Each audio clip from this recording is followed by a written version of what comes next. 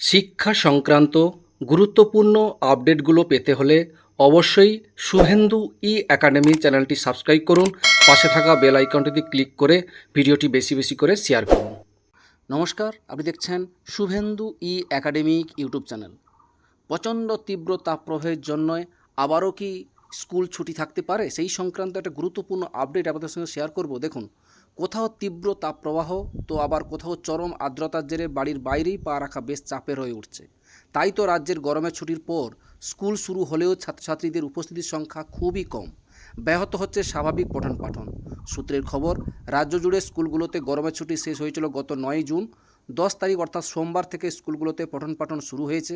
কোনো কোনো সরকারি স্কুলগুলোতে কেন্দ্রীয় বাহিনী থাকায় দেরি করে শুরু হয়েছে পঠন পাঠন। কিন্তু তাপমাত্রা ও আবহাওয়ার পরিস্থিতি এতটাই জটিল যে ফের গরমের ছুটি পড়ার সম্ভাবনা প্রবল বাড়ছে।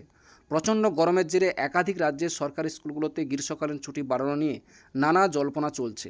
তবে সম্প্রতি রাজ্য সরকার বাধ্য হয়েই ছুটি বাড়ানোর পথে হাঁটলেন।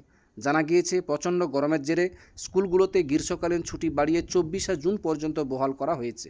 অন্যদিকে একই সঙ্গে শিশুদের জন্য স্কুল বন্ধ থাকবে আগামী 28শে জুন পর্যন্ত। তবে বলে রাখা ভালো, পশ্চিমবঙ্গ নয়, এবার গরমের ছুটির ঘণ্টা পড়ল অন্য একটি রাজ্যে। সূত্রের খবর, উত্তরপ্রদেশে প্রাইমারি টিচার স্টুডেন্টস গ্র্যাজুয়েট অ্যাসোসিয়েশনের প্রাদেশিক সভাপতি বিনয় কুমার সিং গত বৃহস্পতিবার মুখ্যমন্ত্রী ও বুনিয়াদী শিক্ষার প্রধান সচিবকে এক চিঠি পাঠিয়েছিলেন। সেই চিঠিতে তিনি বলেছেন যে গোটা রাজ্য জুড়ে প্রচণ্ড গরম এবং তাপপ্রবাহের হাঁসফাঁস অবস্থা। এই অবস্থায় 18 জুন থেকে স্কুল খোলা ছাত্রছাত্রীদের শারীরিক দিক থেকে সুবিধা হবে না। অন্যদিকে এই আবহে শিক্ষকদের পারস্পরিক বদলির প্রক্রিয়া চলছে। তাই এই অবস্থায় যদি স্কুলগুলোতে গ্রীষ্মকালীন ছুটি 30শে জুন পর্যন্ত বাড়ানো হয় তাহলে অনেকটাই সুবিধা হবে। তাই এবার সেই দাবিতেই সরকার দিল সিলমোহর।